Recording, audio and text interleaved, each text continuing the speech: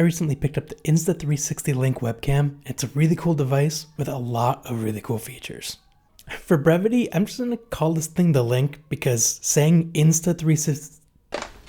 Hello, IT. Have you tried turning it off and on again? There you go. Insta360 Link webcam a bunch of times in a row. It's going to be very tedious, pretty annoying, and I'm not going to be able to say it over and over again, so we're just going to call it the Link going forward. I recently released a short unboxing of the device. These things are they're coming with less and less accessories, and you wouldn't really think a webcam would really need very many accessories, and this thing doesn't come with much. It comes with basically the webcam, a USB-C to C cable, and a USB-C to A adapter, so you can just kind of plug it into a regular USB port. The Link is capable of 1080-60, which is 1080p resolution at 60 frames per second, and all the way up to 4K. But the 4K has a limitation. It is 30 frames per second and not 60 frames per second. If 4K 60 is really important to you, you're going to have to go with a different webcam like the Elgato Facecam Pro or the Razer Kiyo Pro Ultra, I think it's called. They're all basically the same price, around the $300 price point. And if you're thinking to yourself, Jeff, we need a sample of the video coming out of this webcam before we can even decide if this is totally worth it. For $300, better look great. And you know what? You don't need a sample. I've been recording this whole video so far on the Link. Yeah, this is 4K 30 coming out of this webcam. And of course, I'm pretty well lit. I have some windows open and I have a softbox light right here. So my lighting conditions are actually really good. But even in dark conditions, it still looks really great without really any fiddling. The auto exposure and auto settings are really good, but I've fiddled with it a little bit to do a custom setting for how I like my video to look. And I think it came out really good. I'm pretty sure this is going to be the only camera I'm going to need going forward for YouTube, just making videos and doing my streaming. It looks so good, and it took maybe 5 minutes to do all this setup. Now, yeah, the webcam does look really good, but that's not exactly why you would buy a webcam like this. I mean, it is a plus, but the other features, like the fact that this webcam, the sensor is on a gimbal, so you can move it around, take all these different kind of camera angles. You can even have it switch to vertical, so you can do like a TikTok video without losing any resolution there. But it's the fact that the sensor is on a gimbal and it moves around. You can get different angles, and you can have presets to have specific angles to look around your room. Now that's one of the reasons why you would buy a webcam like this. Now the software for this webcam, which they call the Insta360 Link controller, or really just controller, is available for both Windows and Mac, and it works the same way on both. All right, and right here's the camera software, and I'll have a little shot of the webcam somewhere on the screen as well, just to show how the webcam moves around when you're using the software. And now you can control everything through sorry, this is not mirrored, so I'm just trying to do it my best. This little control thing up here, you might be able to see my mouse moving around. There's up, down, left, and right buttons on this little D-pad kind of thing, and you can use that to move the camera up and down, and you may see it move in the little shot I have of the camera. And then you can use the presets to put it right back to where I had it. Now, another great thing is you can just click right in the middle of the screen and move it around, and you'll be able to see a much better idea of the camera moving around. And you can see, oh, if I move it over far enough, you can actually see up here my camera recording the webcam. Get a little behind the scenes action there.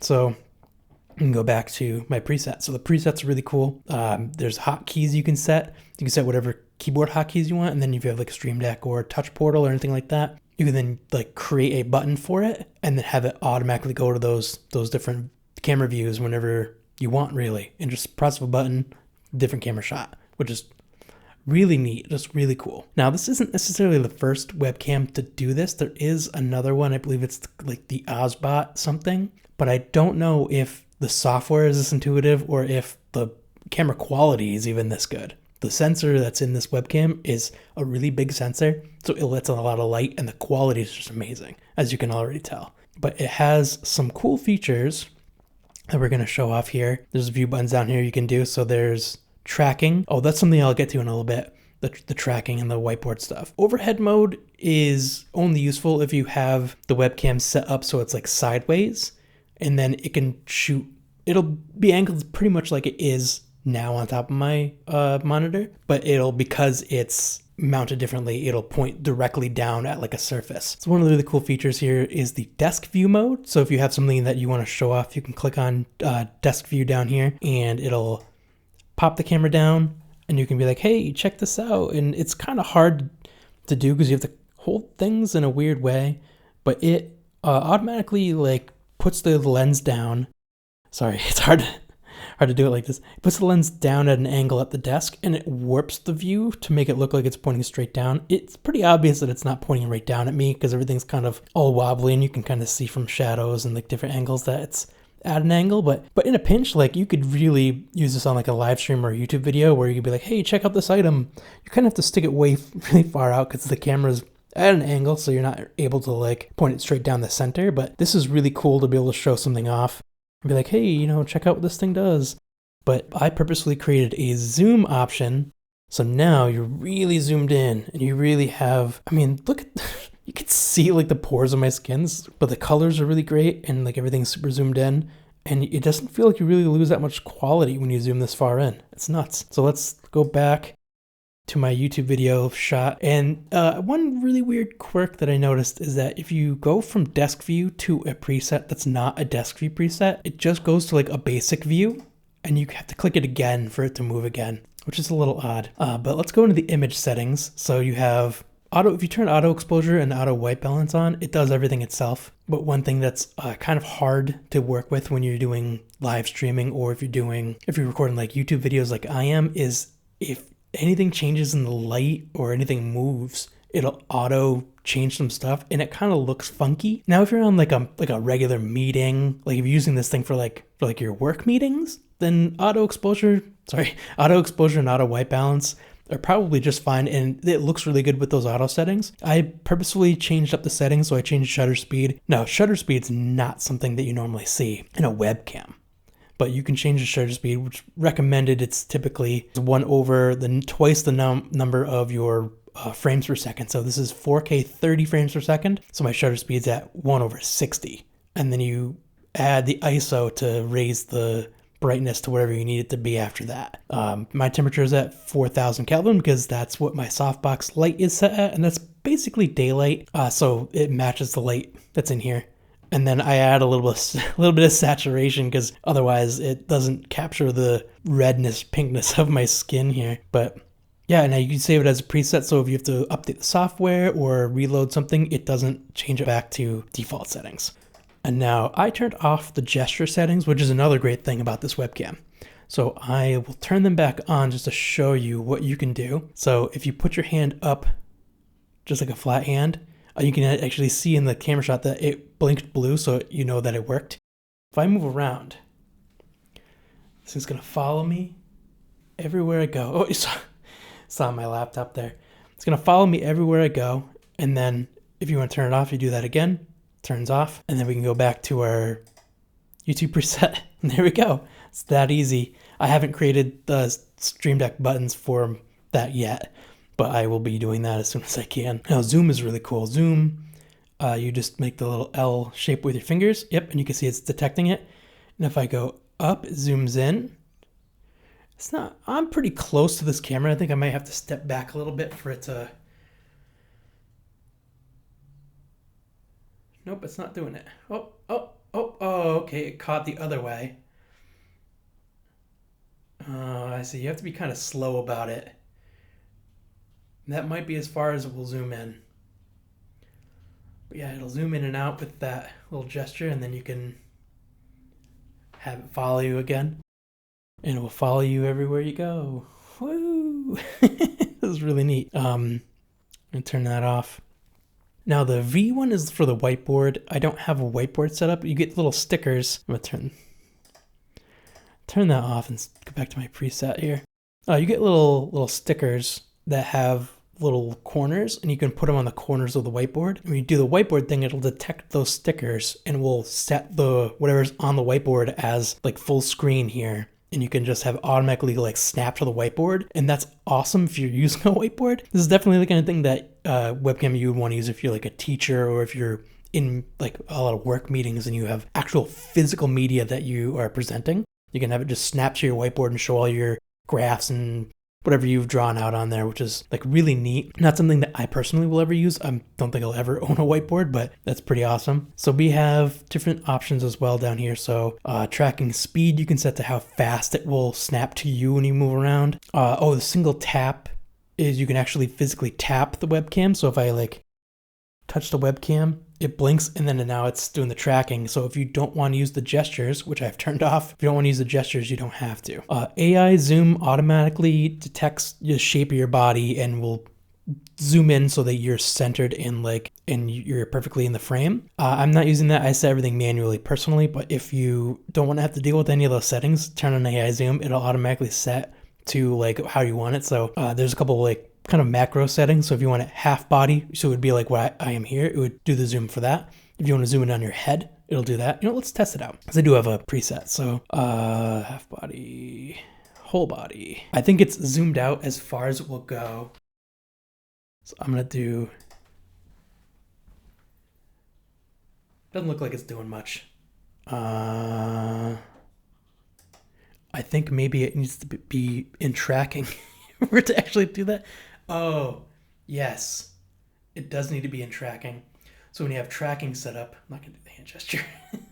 Sorry if it's hard for you to hear me from this far away from the mic. If you have tracking set up, it'll automatically do the head and will like leave a gap here.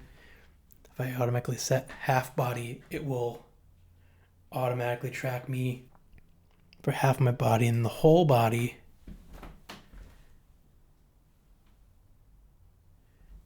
I think for me, for my settings, it's not. For the way I'm using it right now, I am as far zoomed out as possible. And so it's really weird. I think I have to be further away, and the wall is like right behind me. It's only a couple feet behind me, so it's hard to show off these things. The anti-flicker option is really cool. I don't have a screen behind me, but if you use the anti-flicker, you can set it to a specific like frequency. And so if you have a TV in the background and you see the little like scan lines going, you could set the frequency so that it'll just be that standard just flat image of the screen and you won't have any like weird flicker issues on those screens. Really cool feature, not something I've seen in other webcams. Let's see, smart adjustment, search for faces for the best viewing angle. Okay, yeah, so there's a lot of like AI stuff for the settings here. If you turn them all on, it'll automatically search for a face and scan in and do all that stuff. HDR is really nice, but it doesn't work in 4K. So let's see if it works, because okay, so it's 1080p now, but it's, you have to be quite honest with you, I think I like the way it looks better without it on. Mirror image is cool because you can have it set so like you pick up my left hand and it's on my left side, but everything is backwards. So if you want to see yourself the way you see yourself in the mirror, you can do that. But again, everything's backwards. So like we don't have a Metroid poster, we have a Diortem poster. So it's kind of weird if you have stuff in the background that's got words. Oh, it's gotta be really jarring to be watching this and having me go back and forth. Different firmware and stuff. Like you can seriously just, like I've updated the firmware on the camera just by clicking this. It automatically searches for the latest firmware. And if it finds the firmware, there's an update button that you can press and it will automatically update the firmware on the camera and reboot it, which is so useful. And then there's a couple other things you can have. You can click this button here up in the top corner up there, and it will allow you to kind of minimize everything. So it takes away the preview and puts all the controls across the bottom. And if you click on this option, you have different hotkeys about all the menus and the preferences, like where you want the videos to store when you save a video. And the hotkeys is really useful because you can tell it what keys you want the different modes to be on, so that you can either use a keyboard shortcut or cover my face here. Either use a keyboard shortcut or use like a Stream Deck kind of thing. But yeah, look, that's really cool features. And I mean, this thing's really awesome. It's one of the coolest devices I've ever picked up. And you know what? The camera quality here is so good that I think I'm just going to sell my mirrorless camera and just use this going forward to record my videos because it's just that much easier to use. But yeah, that's the webcam. And do I recommend it? For $300, you really have to be in the market for a very expensive webcam. If you're a teacher or if you're like a manager or like a project manager at a business and you really need something to move around with you in your office to show actual physical printed out things or drawn things on like a board, then this is definitely worth $300. If you're using this to make content and you want it to be able to flip up and down, go in different directions and point at things at your desk, point at things at the ceiling, if that's really something that you find interesting, it's definitely worth $300. If you want a webcam that just does the job, I really couldn't recommend this. You could get a really good webcam for like $130. The regular Elgato face cam is often on sale for like $120, $130, and that does 1080/60 and it's really good. I'd recommend that over this if you're just looking for like just a regular webcam. But the quality and everything that's included in this, if you're willing to spend $300 on a webcam, I can definitely recommend it. All right, I've closed out a screen share and we're back at our default scene. If you enjoyed this video, please go ahead and click here and subscribe. Otherwise, definitely see you on the next one.